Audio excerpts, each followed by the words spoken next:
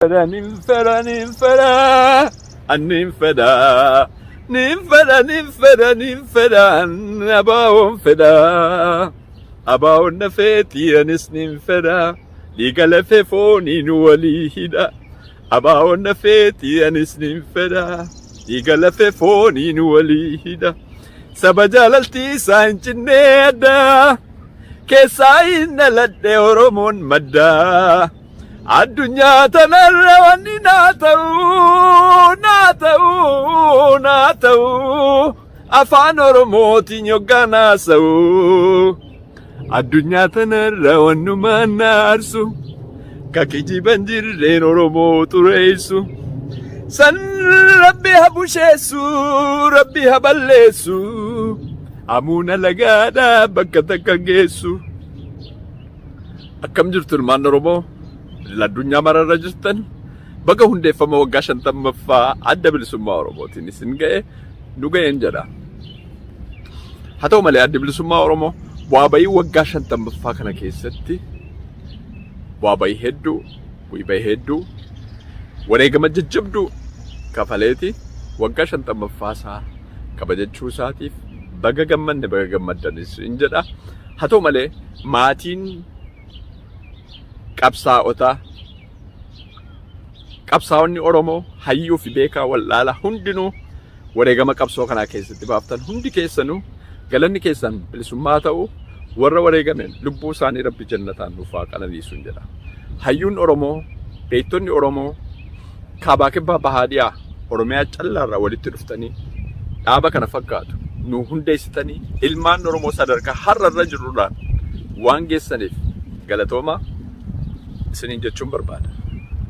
Bu'aa gurguddaa adda bilisummaa Oromoo godhe keessatti tokko ani dammaqee aadaa koof afaan koon aadaa kootiin afaan kootiin har'attiin boonee lallabee ittiin faarsee ittiin afaan hojii afaan barnootaa ta'ee sadarkaa Oromiyaatti sadarkaa addunyaatti sadarkaa kanaan ga'uu keessatti shoora gurguddaa adda bilisummaa Oromoo taphate keessaa tokko isa kana.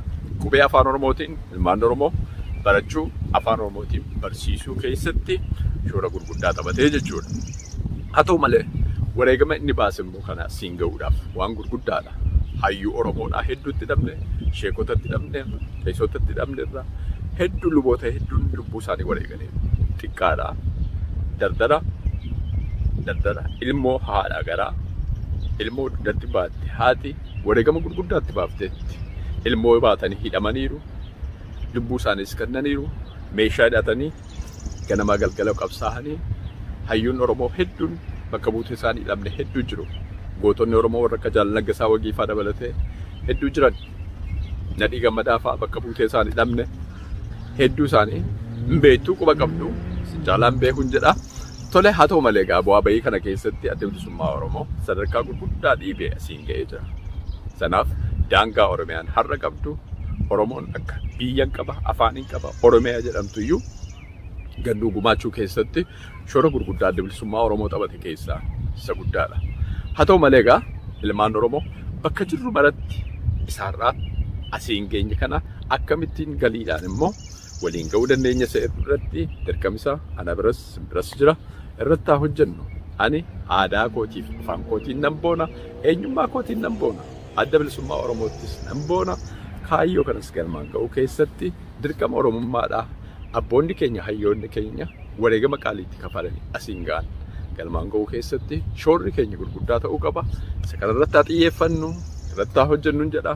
Fayyaa ta'aa horaa bulaa deebanaa ani weellisaa keessan Addisuu Karrayyuuti isiniin jaalladha isiniin nan boona. Abaa'oo jechuun sirna keessanii qabsoo uummataa yaada keessanii loltuunsaa kuma leenca daggalaa diina kuffisee geeraraa galaa. Abaa'oo jechuun sirna keessanii qabsoo uummataa yaada keessanii loltuunsaa kuma leenca daggalaa diina kuffisee geeraraa galee. Kaayyoowwan eebbennaa seeraaf sirna qabna duubatti hin deebinu kana beekaa kana beena kaayyoo baane beeyna seeraaf sirna qabna duubatti hin deebinu kana beekaa kana beena.